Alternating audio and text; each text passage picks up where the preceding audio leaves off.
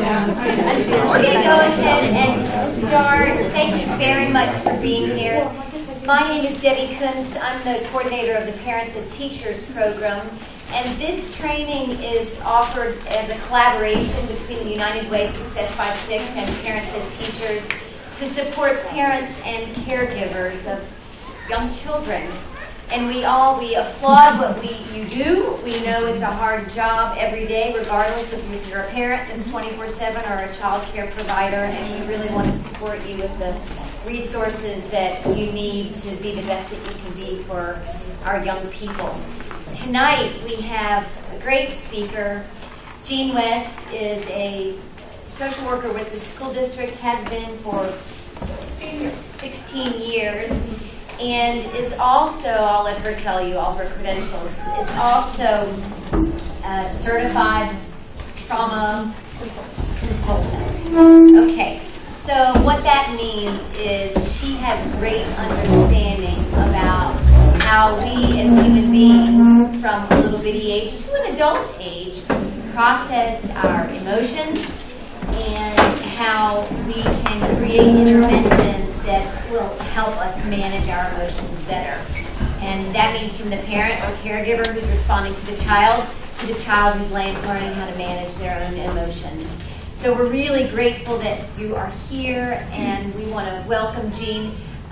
We are taping this tonight, and we're going to try to start putting all our presentations on the school district YouTube channel. So if you have other parents or friends who would have enjoyed this presentation, then you will be able to direct them to that site. So I didn't ask you for that, but no, yeah. So if Jean doesn't allow, we'll just hit stop on the record button. But what we've discovered is that there are many parents and caregivers who would like to come to trainings, but for whatever reason, the dinner hour, I've worked all day, my work schedule doesn't fit, they're not able to come. So if we can kind of track how many hits we're getting on a YouTube channel, then we'll figure out also what the demand is in the community. So thank you, thank you. Welcome to Jean. When you leave tonight, we will have an evaluation for you. You can share ideas with us for what you'd like in the future. We'll have a free book for everybody to take home, and also a flyer with some upcoming events. So thank you, and Jean, take it away. Thank you, Debbie, and welcome everyone. I appreciate you all coming out tonight, and we will make this very informal. If you have any questions, if you have any comments, any particular incident that you want to discuss while we're going through, feel free to just raise your hand or blurt it out, and we'll go through it. Or if you want to talk to me afterwards, I'll be available as well. I do work for the school district. I work for the homeless program, and then also our trauma program, and that began back in 2009 and has grown and grown. And so basically what I do is I work with individual kids who've experienced traumatic things in their life, and then I do staff trainings for our staff to help them to understand how trauma impacts brain development, how it impacts behavior, and how it impacts academic performance. And tonight I'm not really focusing on trauma, which is unusual for me because that seems like what I talk about all the time now, and it's my passion. But I'm talking about how to manage difficult, strong emotions. And we have, if we are parents or caregivers, we have definitely all been down that road, right? Yep, on a daily basis, right? Hourly basis, right? So we're going to talk about that. I'm going to use several books and tell you some helpful information from them and some different activities. So let's get started. Have you ever seen this face? Yes, sometimes we do, right? Many parents do not realize that children have to be taught self-regulation.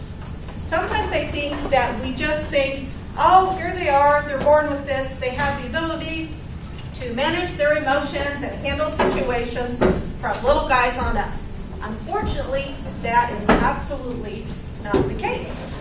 And the definition of self-regulation, sometimes it's also called executive functioning, okay?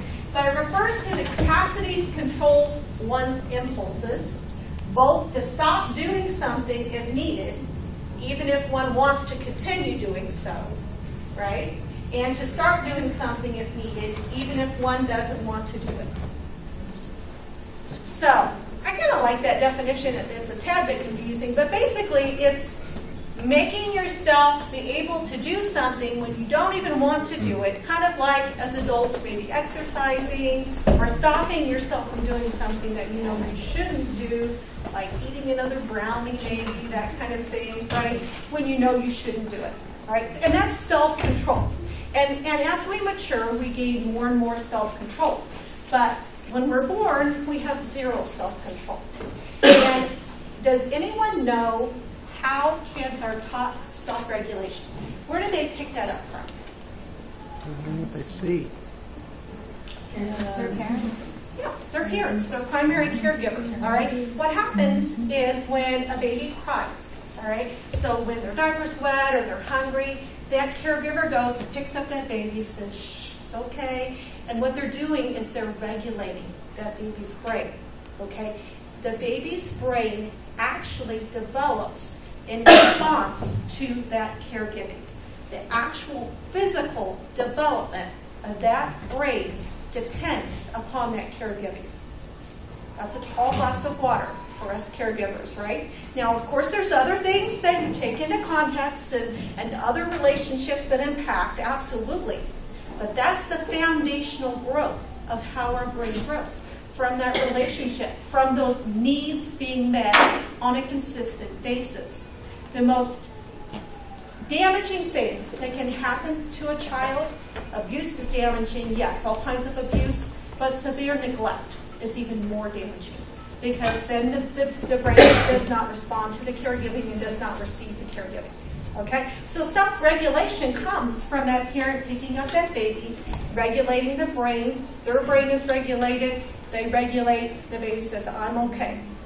I'm okay. I'm okay. And after thousands of times of knowing that when I am dysregulated, when I am tired or hungry or cold, somebody comes and regulates me, they begin to see the world as a safe place, as a good place. All right? And so that's how we teach our children self-regulation. The ability to have the self-control to say, no, I can't do that, even though maybe I want to. And that's the foundational growth of managing our emotions. And we've all seen people who really struggle with managing emotions, whether we're talking about little guys or we're talking about big guys, right? We've seen sometimes that people have a really hard time managing emotions. So we're going to talk about some techniques that you can use, and I have one video to share tonight that will help with that, okay? Something to keep in mind is how old a child is developmentally, not just chronologically. Because there can be things that happen to children, for example, trauma, which I promised I would not go into too much, but that can actually impact the brain to where developmentally, maybe chronologically they're 8 years old, but developmentally they're 5 years old. All right, so what happens if you have an 8-year-old in school and they have the mind of a 5-year-old? They have the abilities of a 5-year-old. What do you think would happen? They're going to be disruptive. I'm sorry, what? They're going to be disruptive in class. They're going to be, yes, they're going to be disruptive because they're going to be very frustrated because they're not going to understand, because they're understanding at a 5-year-old level and they're in an 8-year-old class. All right? So it's really important to know where our children are developmentally and to meet them there, to meet the needs where they are developmentally, not just chronologically, because that can lead to great frustration. Great frustration leads to acting out. And we've seen that as parents as well. When we put too much on them, or they try to do something and they get frustrated. When you're talking about a toddler and they're trying to do something and they get mad, what do? Cry.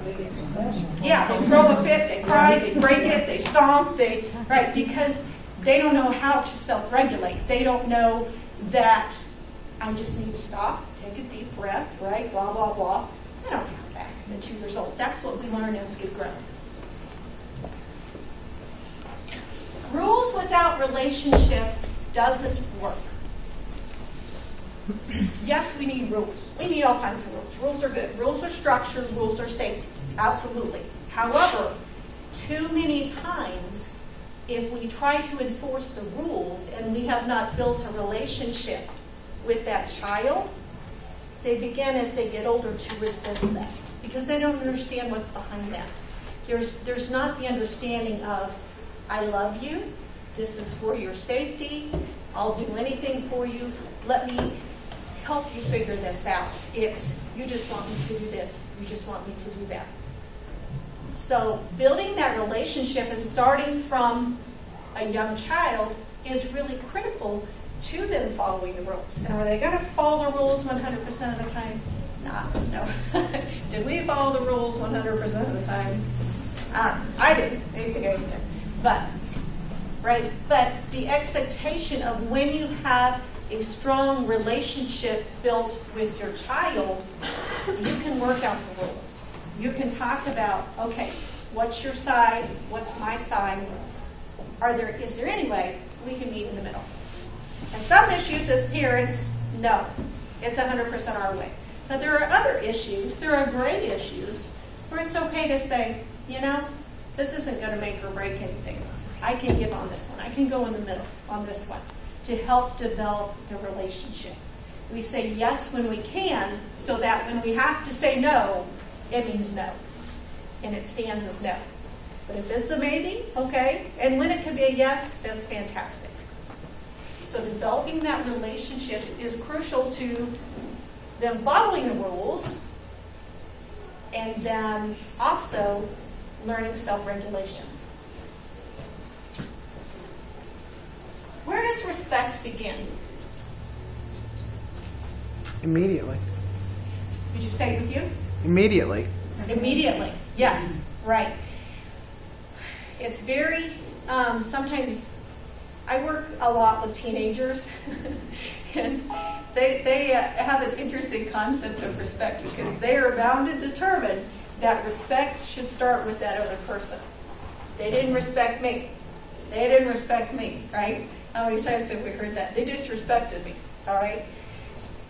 Respect does actually begin with us, though, okay? Because that is what we want to model. When we model respect, even from the beginning, just like you said, respecting their feelings, respecting our children's feelings, respecting their emotions, respecting what's going on, respecting their opinions, whether they're right or wrong, whether they're our opinions. And that doesn't mean always giving them away, absolutely not. But respecting their right to have an opinion. It's okay to say what you feel about a certain subject, even if I don't agree with that. That's okay. I want to listen to what you have to say. And I'm not going to stomp on your feelings. I'm not going to say there's no validity to what you're saying. You know, the interesting thing is, as being a counselor, that many times people don't even need answers to their questions. They just simply want to be listened to. They want someone who will just listen. And we can fill that role as parents, of course, and at times as caregivers as well. So developing the relationship and developing the respect. And again, it gets a little touchy when you get into the adolescent area because they start to believe that that respect, whether they show respect or not, should come from that other person. But the more we are able to model being calm and showing respect, the more they see us handling those situations, handling other people with respect, the more they say, that's really how I should handle people. I shouldn't get up in their face and scream and yell. I shouldn't throw a fit. I shouldn't cuss them out. Because when mom has a confrontation, dad has a confrontation, even if they don't agree, they're showing respect. Okay?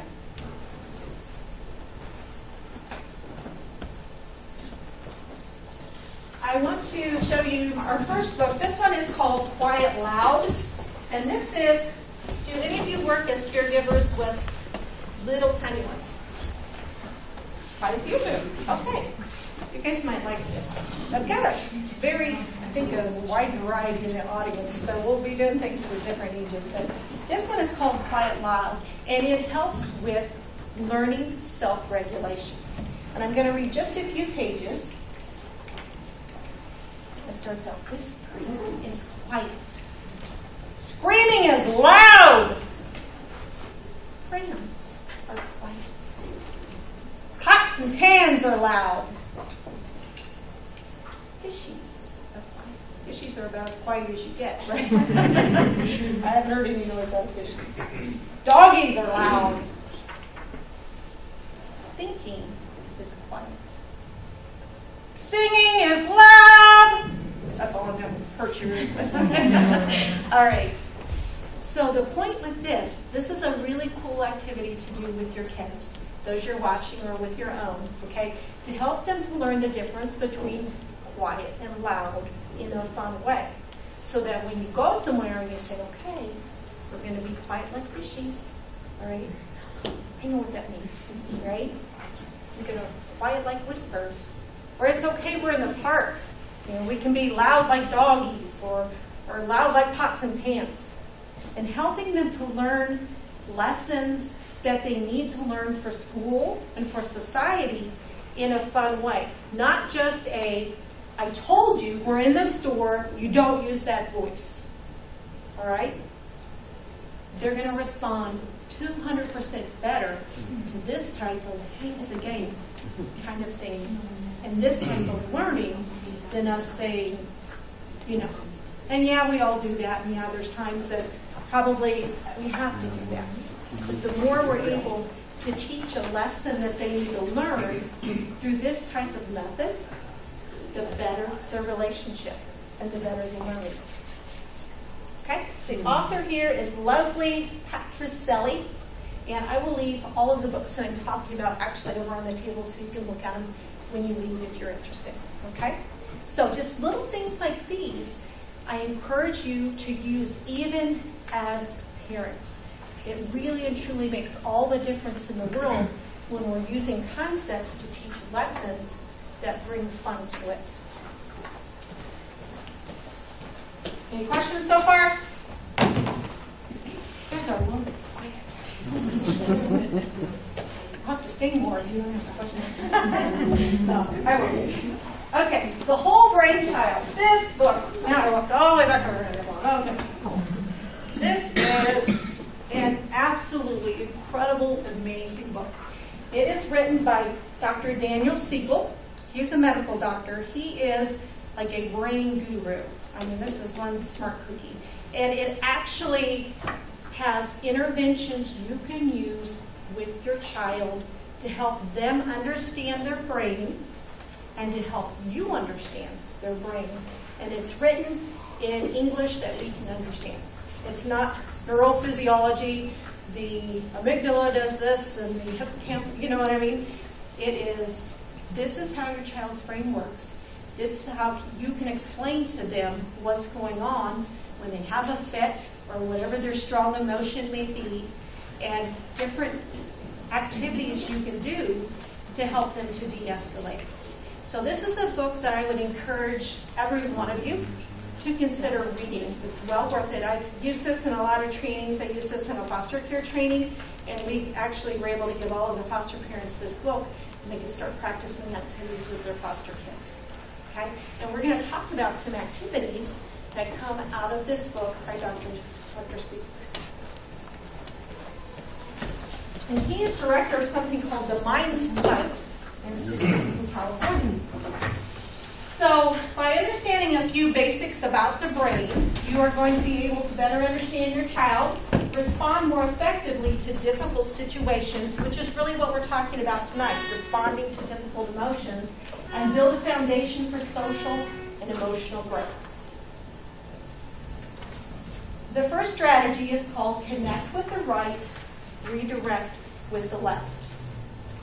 Once you connect your right brain to right brain, it's much easier to connect the left to the left and deal with issues in a rational manner. And I'm going to explain what this means. What I want you to do is everybody hold up this right here. Don't let me forget. Okay. Okay, everybody hold up your right arm like this. Make a fist. Take this thumb right here, put it inside the fingers. Then you're going to take your left hand, kind of wiggle your fingers, put that on top. All right? You can put your hands down. I'm going to keep mine up, and I'm going to explain what this is. This is actually a model of your brain. Okay? This is your brain stem. The brain develops sequentially. It develops from this brain stem, which is right here, and this is called your reptilian brain because it's really just like what a lizard has, a reptile has. This controls your breathing, your heart rate, your digestion, things you don't even think about that you have no conscious control over. This moves into what is called your limbic system. This is your feeling brain. And this is what kind of hijacks. This is really important right here. We're going to talk about this, okay? This inside of here, this is your amygdala.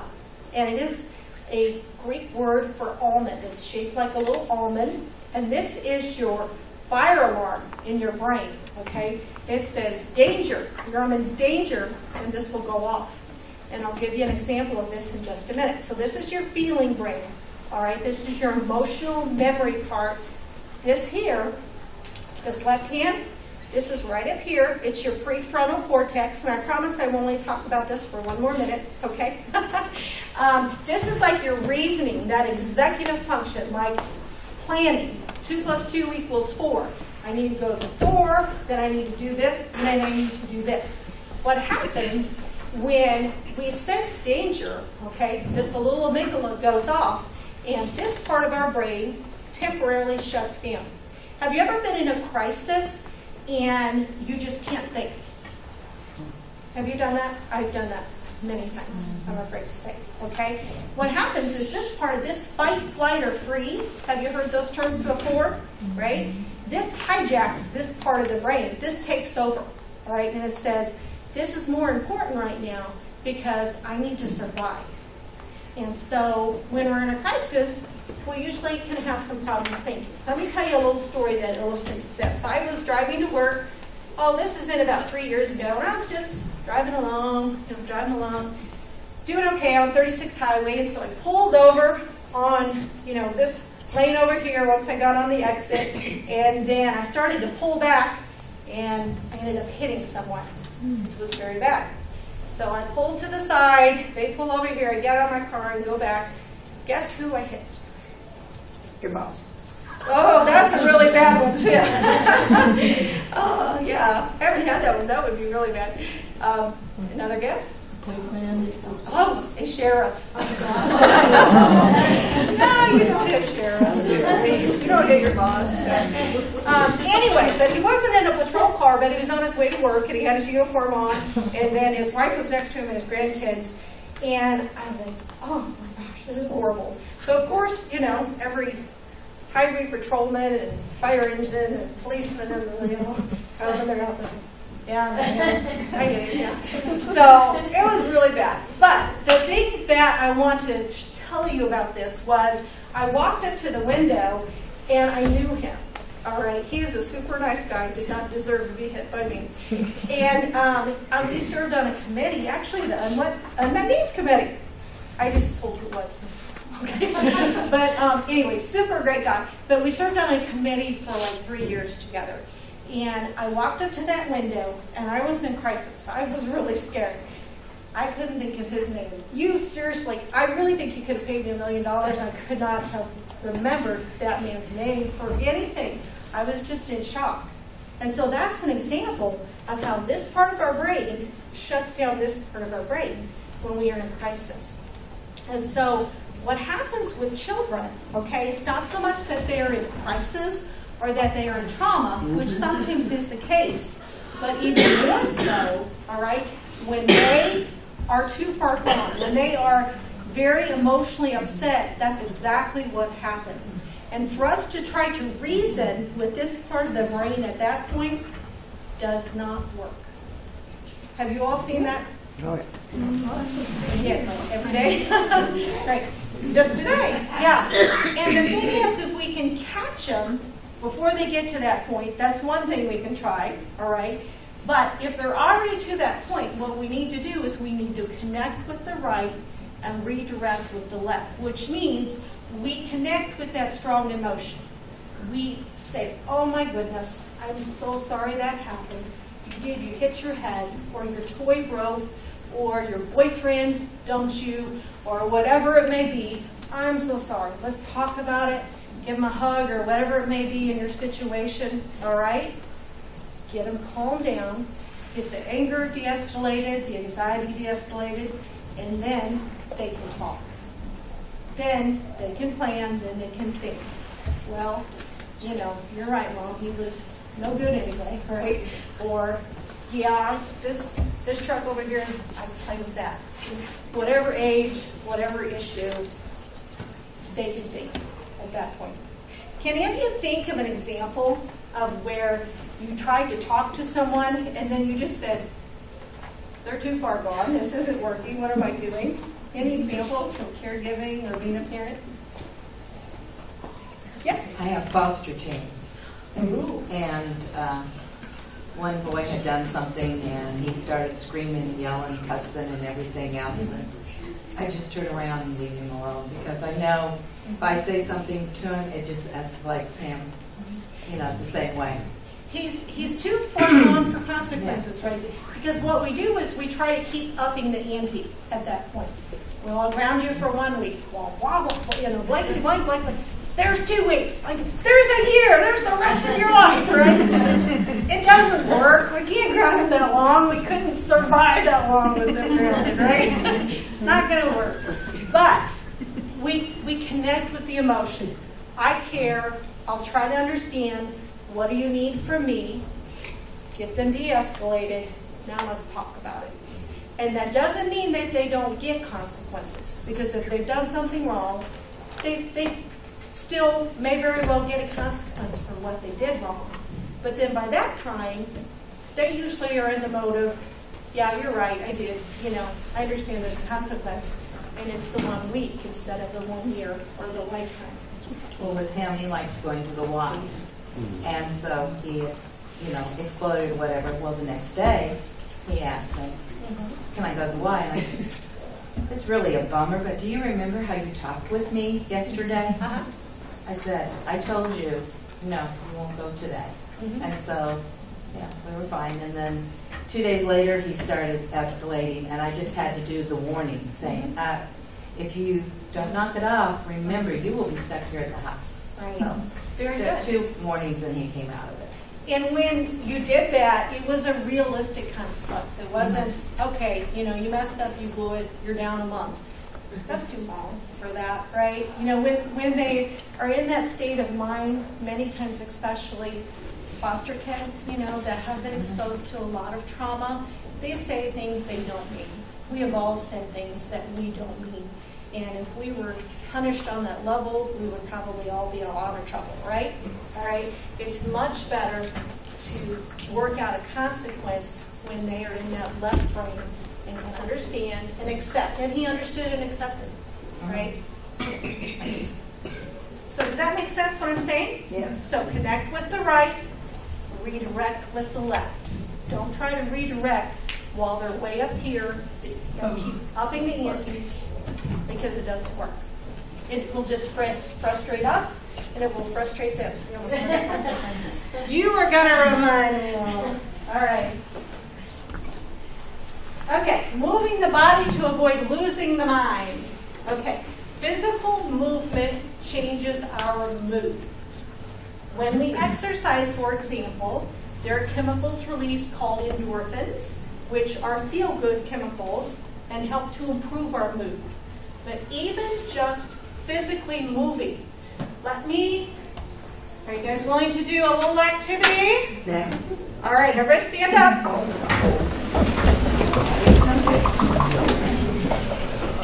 First, what I want you to do is I want you to just slouch down and look as miserable as you can. The world is so heavy and awful and horrible and awful. The weight is on your shoulders. Just muck around in that feeling for a minute. Doesn't that feel miserable? Okay, now stand up straight. Put your hands on your hips. Put your feet apart. Take a power stance. Head up high, say, I can do anything. I can do anything. I can do anything. I can do anything. One more time. We can do anything. We can do anything. Okay, tell me the difference, and you guys can sit down. All right. What's the difference in how your body felt and your mood felt from stance 1 to stance 2? I'm smiling. Which one? Yeah, it makes you feel energized, better, happy. Like you can do anything, right? You couldn't really convince you of that with that first stance, all right? So we can use this to our advantage, and this is just one example of this. But sometimes when kids are in that crisis mode and that frustration, a technique that works is movement. Okay, I know you're upset. Let's you and I go for a walk. Let's just get this, let's just walk and then we'll talk about it. And what you find is by the time they start walking and they get, they start out mad and then they start to get that out. Yeah. Or even just, standing up from a seated position or moving across the room. It changes their mood by movement, or changing the position of the body. And I know that sounds almost too simple to believe. Yes?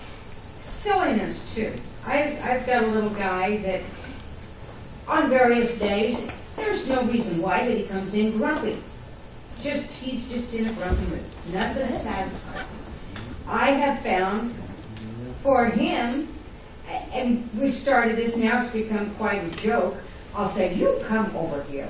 And we hug, and we do this, and we make the grumpies go out this way and that way. And just the movement again. And he'll be fine the rest of the day. Oh, that's wonderful. So it's just silliness or acting like a kid just like them. Absolutely. Shaking it off. Let's just shake it off, right? And just the power of shaking. It really does. It makes you feel better. That's an excellent example. Any other comments or examples? Very good. Thank you for sharing that. So movement. Keep that in mind. If it turns into the it's my way. No. If it's my way. Hey, let's just stop. Let's take a break. Let's do some jumping jacks, all right? And then we'll talk about it. Let's just do something. Wall push-ups. Wall push-ups sound a little silly, but they're a very, very good way to get aggression out. You just come here, and you just do some wall push-ups. And they start doing them really hard, and they get that aggression out. It's like, okay, we can talk a little bit more calmly now. Some kind of physical movement. And something to keep in mind with interventions that you use, we don't need 30 things. We need 2 or 3 that work for that child, and they need to practice them. If the grumpy go-aways works for them, they just keep doing that, and that works for them. If the wall push-ups works, if the walking works, whatever it may be, whatever physical movement makes them feel better, that's what they use.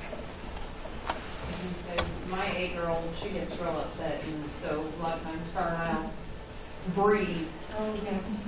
Breathing We'll do deep breaths while we're walking or while we're sitting, giving each other hugs, just change the pace while she's breathing. That type of movement helps her calm down, things like that.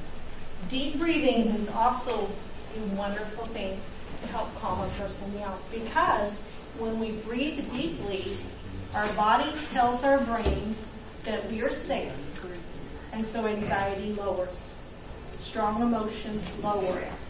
It is really difficult to feel really upset when you're taking deep cleansing breaths. And when you're doing the quick, shallow breaths, it's hard to feel calm. Okay? So there's lots of deep breathing, and we might possibly do 1 or 2 of them. Okay? All right. Well, thanks for sharing that. That's true. The deep breathing is also very good. Movement of our bodies brings about integration. This does not mean forced or punishment. Okay? Meaning, I'm not advocating, okay, you need to do 50 push-ups because you messed up. That's not the concept that I'm trying to say. I'm trying to say, in kind of a clever way, hey, let's move. all right? And it's almost like they don't see it happening, but they kind of start to melt as they move. Movement and rhythm is something very powerful that can be used within a classroom. Rhythmic, repetitive movement mirrors our mother's heartbeat. And it's one of the most calming things that we can do, because we heard that for 9 months, the rhythmic, repetitive movement. So when someone is upset, even our voice, the rhythmic, repetitive movement, the calm voice, as opposed to, now is that what I said to do, class? I'm just looking at myself. Like I didn't do it. All right? Right? And we know this, but sometimes it's hard for us to stay calm. Yeah. Right? Yeah. Are you familiar with conscious discipline? Mm-hmm. Okay? Do you know what the STAR is? Right? We've got lots of nods, but I want to pardon? Stop, take a breath. And relax. Very good. Awesome. Smile or stop. Take a deep breath and relax. And I guarantee you, you will have a different response than just walking up and dealing with it. Because it helps you to step back, calm down, and react differently, whether you're a parent or whether you're a caregiver. All right? So smile. When we smile, releases those endorphins. Take a deep breath and relax, and then respond.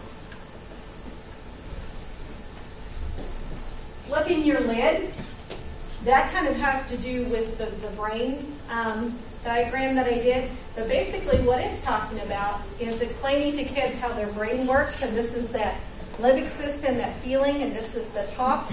Sometimes they just flip their lid like that. And it's pretty cute if you teach them that. Sometimes they'll like, Mommy, I just flipped my lid. Right?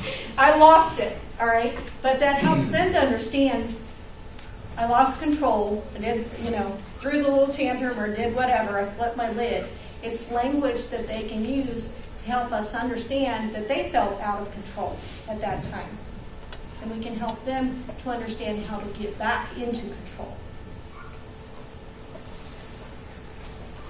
Positive interactions work to change how they experience others.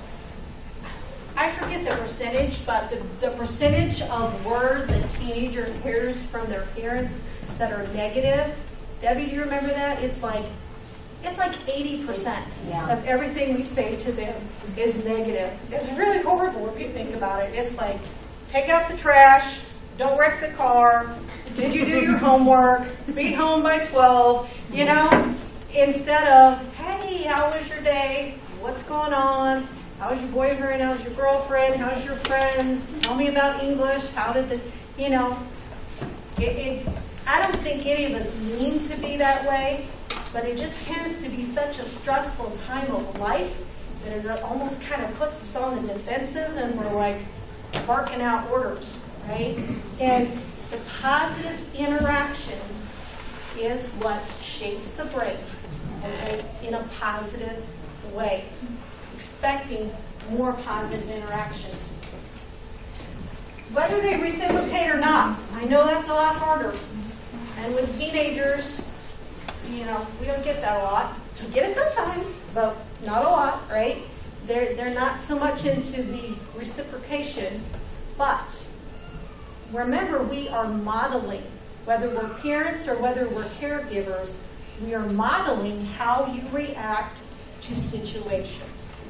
If we are driving down the highway and we're yelling and screaming at the other motorists or flipping them off or whatever, and our kids are in the car, I sure hope we don't do that, but what are they learning? How are they learning to handle situations, right? You get mad, you lose your cool over people who don't even know you and don't even know you exist, right? So they're like, when I get mad, I just lose my cool. And no, that's what we do not want them to do.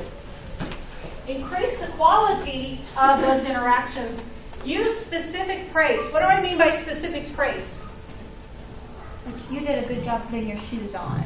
Yes, very good. You know, sometimes we kind of get stuck in the you're a good boy, you're a good girl, you know, and even as children, they really can tell the difference between those types of praise. It really makes you feel, just think of at work, when someone specifically says, hey, you did an excellent job on that report or with that family or whatever it may be, as opposed to saying, you're doing a good job. There's a difference in the way that you feel. Like they really noticed what I did and I was praised for that performance on a specific level.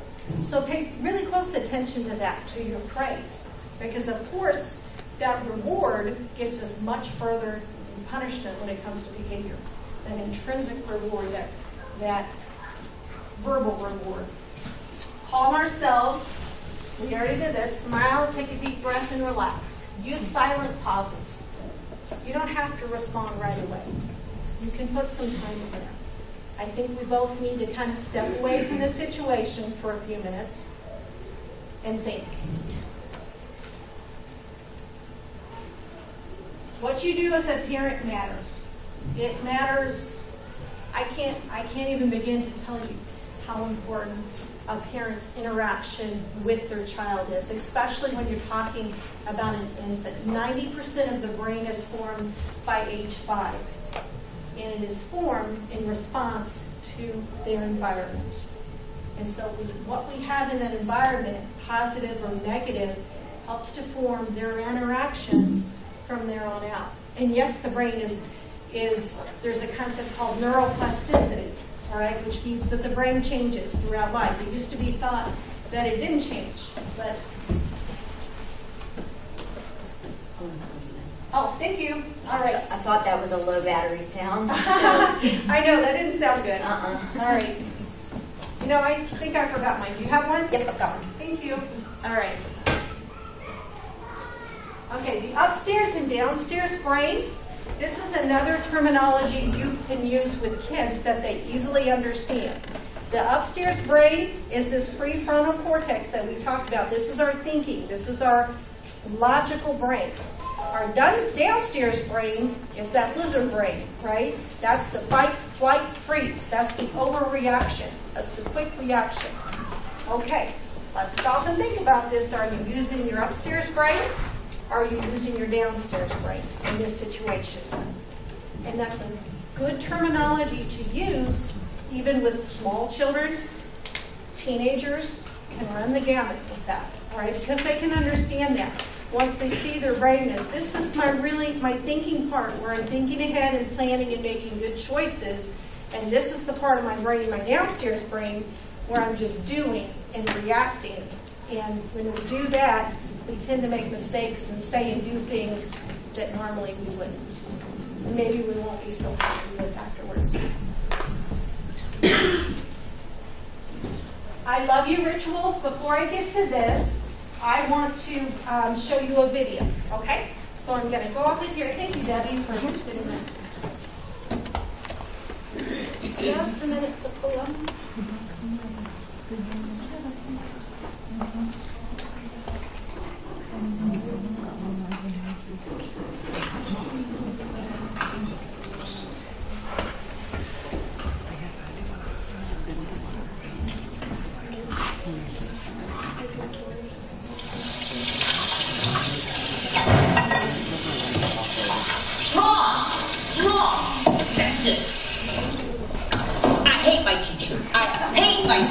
You wouldn't believe what she did today. You would not believe, Mom. Look, Mom, I hate her. I'm listening.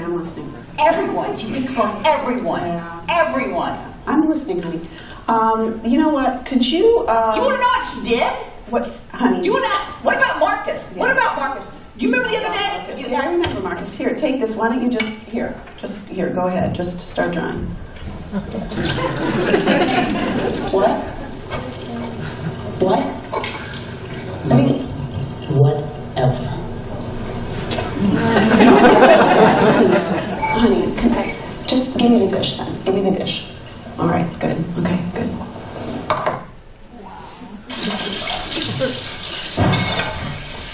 Mom, I hate my teacher. You do not come in here this way. You do not come in here yelling at me. What do you think you're doing? You know what happened? What Hang that up. Hang that up right now. This is ridiculous.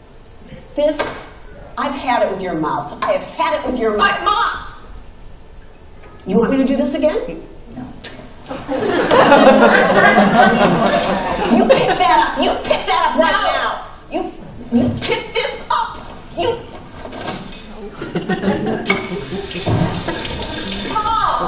Mom! I hate my teacher. I hate my teacher. I absolutely hate my teacher. You would not believe what she did to Marcus. You wouldn't believe what she did to me. You like your teacher. She's nice, honey. You like your teacher. Do you know what she did to Marcus? Do you know what? No, you It care has what nothing she to did do with Marcus. No, it doesn't matter what she did to Marcus, honey. You know, you were good at school. You're a good student, sweetie. You're a good student. You like her. And you're good at school. You're a nice person, sweetheart. You're a nice person. So you just have to remember that.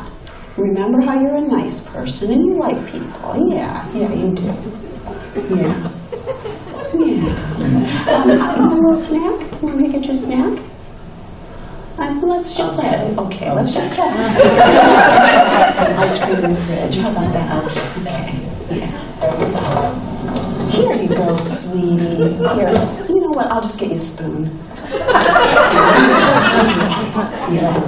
Of course. Yeah. It's better now, isn't it? It feels better now, doesn't it? Yeah.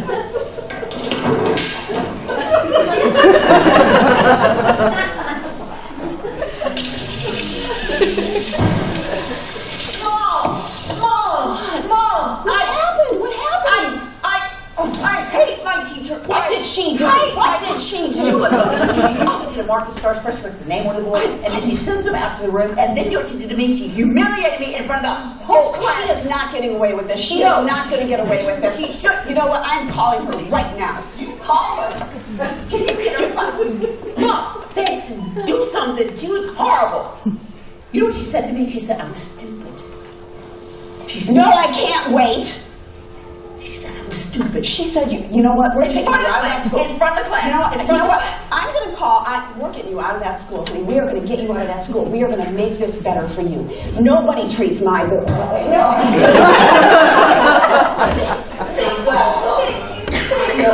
I'm the one that you love. I'm the one that takes care of you. Yes.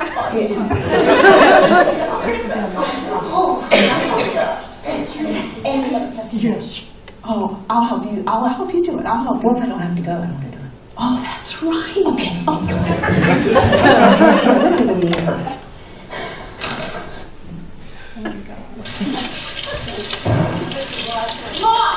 Mom, you wouldn't believe it. I hate my teacher. I hate my teacher. You would not believe what she did to me today. You wouldn't believe what she did to Marcus. Yes, and you're going to tell me. Take a deep breath. But Mom, okay. Yeah. Mom, okay. But I gotta tell you. Yeah. Okay. She calls us up in front of the school. Yeah. Right up in front of the board. And she has us do these problems.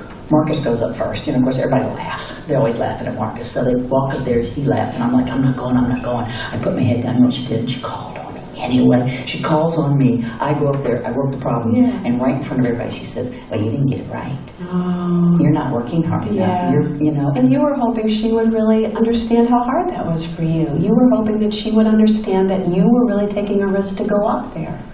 Yeah. I mean, that was scary to walk up in front of everybody. It is scary. And you know, math isn't my strong thing. Yeah. And it would have been so much more helpful if she had been able to really give you that encouragement, that confidence. And yet, you did handle it. Yeah, I did. Yeah, you did handle it. You got through it. And nobody laughed. At least Marcus. Okay. We'll work on how you might be helpful to Marcus, too. Right now, what might be helpful to you?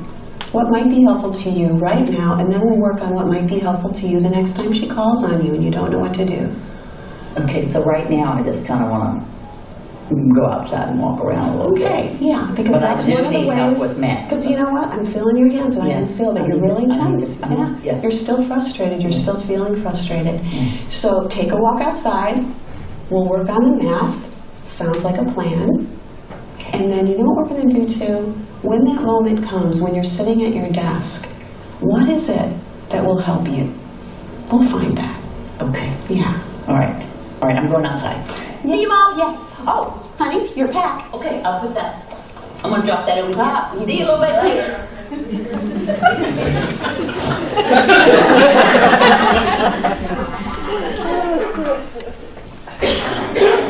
Isn't that funny? So what was the difference in the first reactions and that last reaction?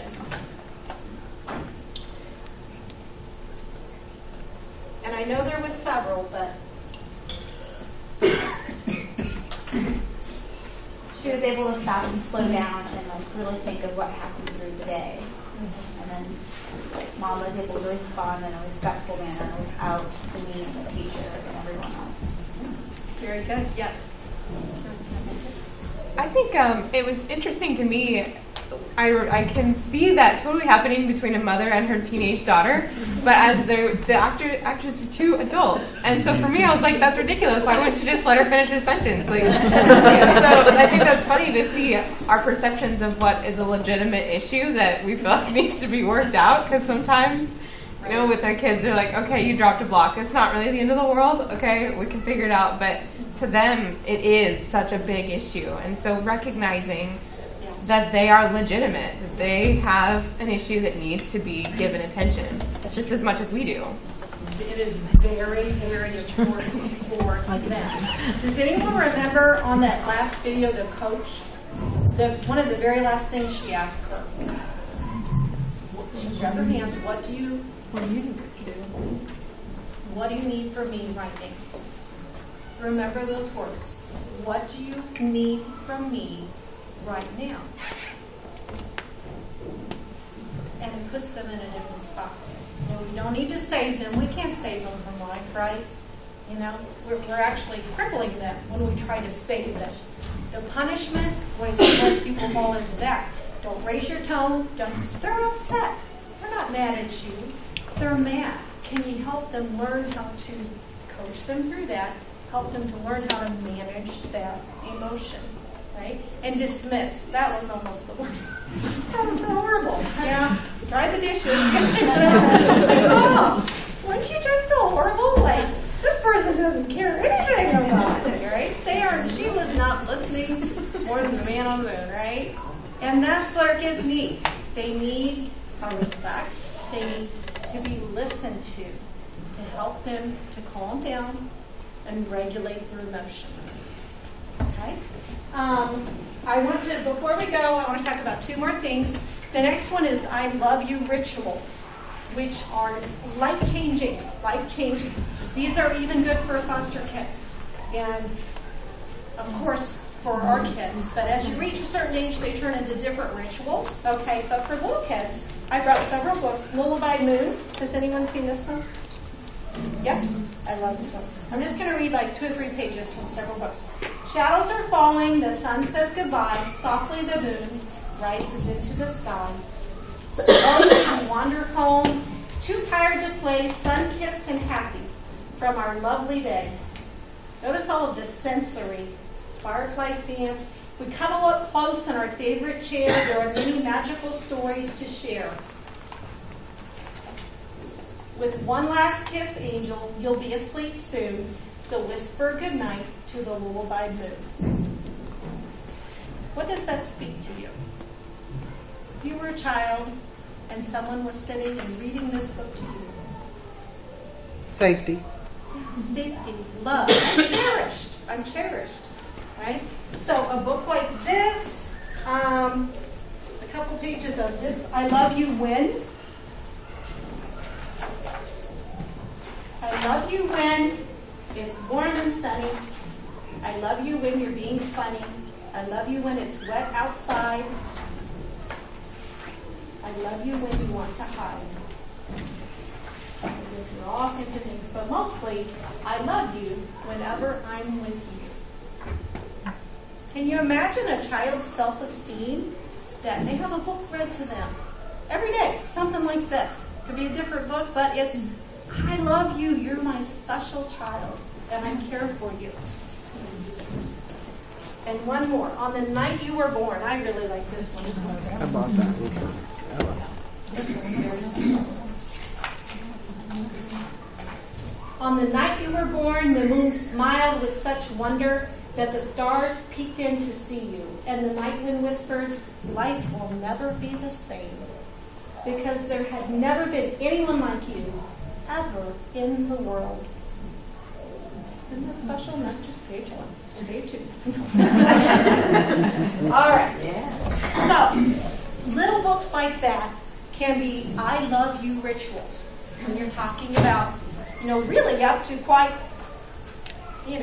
at elementary age, okay? What are some I love you rituals for teenagers?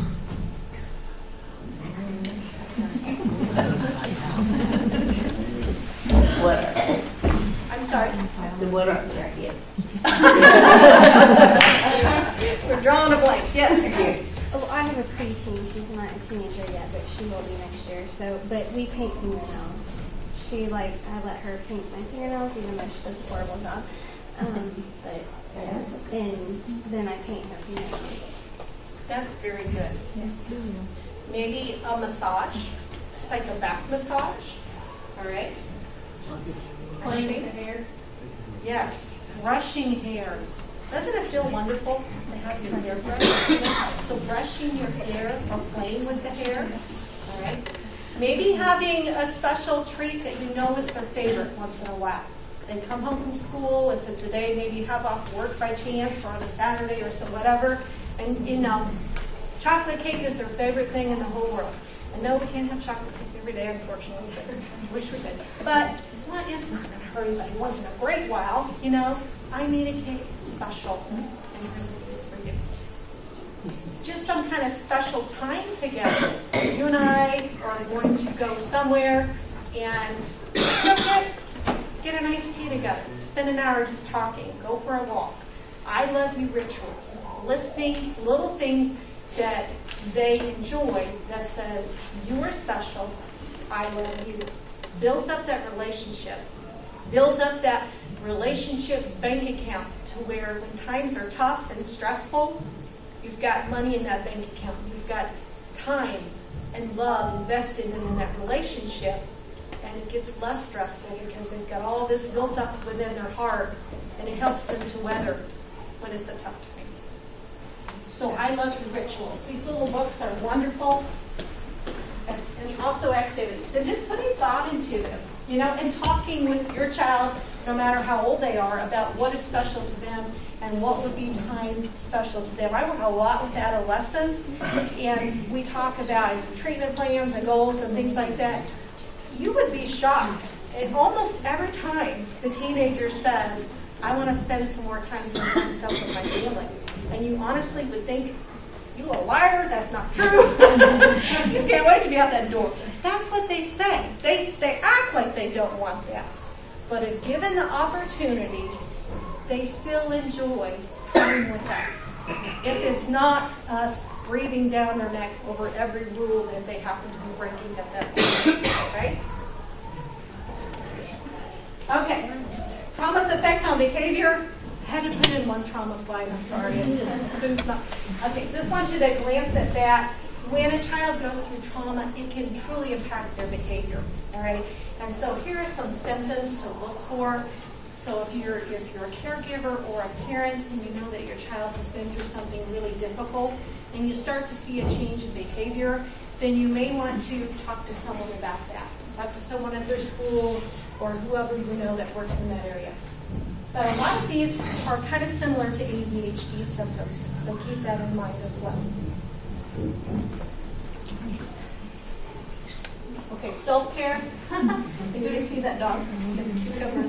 Keep in mind, self-care for yourself is very important as well.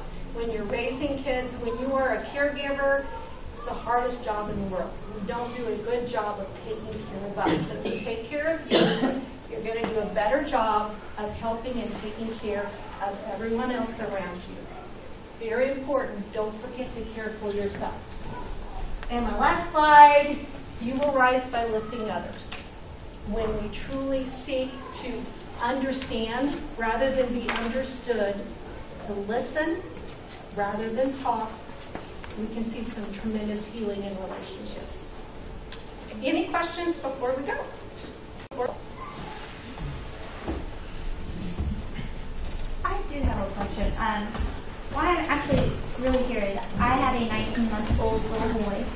and he is very well behaved in huge groups. But when it's like one-on-one or just me and my husband, if he like let's say he doesn't want to get his diaper changed, he headbutts and slaps. And I don't know where he learned that, but he is very aggressive. And I know he's at the age of slightly understanding, but not to the age where you can really like discipline it in a manner that he understands. So I don't know really what to do when he acts out like that. We set him down, I walked away, but he runs towards me and he wants, to hug and say he's sorry, but then he'll do it again. So it's just... And at 19 months, they don't understand the ramifications of what they are doing. Correct. So it definitely takes patience, because somehow he's picked up that this is how I'm interacting, and it hurts. Yeah. I mean, it can actually hurt you. Yeah. But just kind of lightly, grab his head or grab his hand and say, no, that hurts, Mama.